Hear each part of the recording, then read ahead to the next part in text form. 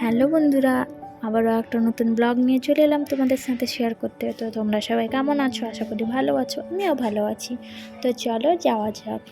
তো দেখো ফাইনালি আমরা বেরিয়ে পড়েছি। এবার গাড়ির জন্য ওয়েট করছি, গাড়ি আসবে তুলে যাবো আমরা। তো দেখো ফাইনালি গাড়িতে উঠে পড়েছি।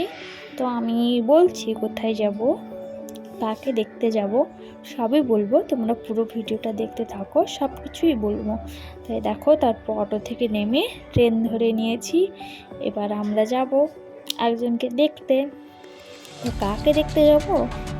তো শাহরুখ খানকে আমরা দেখতে যাব। তো দেখো তোমরা দেখতে থাকো পুরো ভিডিওটা, তোমাদেরকে শাহরুখ খানকে দেখাবো আজকে আমি। তো দেখো ট্রেনে যাচ্ছি, ট্রেন থেকে নেমে আবার অটো করে নিয়েছি। ফাইনালি আমরা এই পৌঁছে গেলাম। দেখো ওই যে শাহরুখ খানের বাড়ি দেখতে পাচ্ছ, এই যে শাহরুখ খান, পেছনে দেখো কত লোক, কত ভিড় শাহরুখ খানের বাড়ির সামনে। তো সবাই শাহরুখ খানের বাড়ির সামনে ফটো সেলফি তোলাতে ব্যস্ত, প্রচুর ভিড় হয়েছে ওখানে।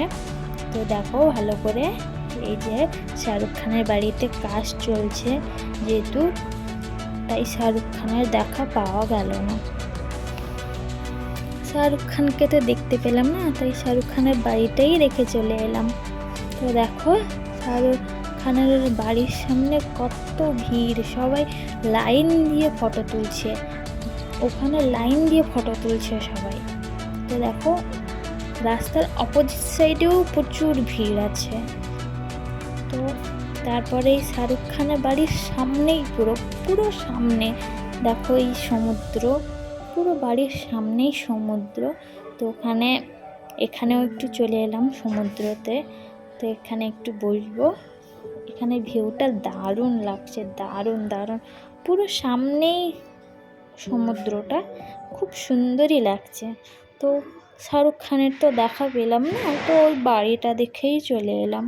তো দেখো কত সুন্দর, কেমন লাগলো তোমাদের অবশ্যই তোমরা জানাবে। শাহরুখ খানের বাড়ি কেমন লাগলো তোমরা অবশ্যই জানাবে।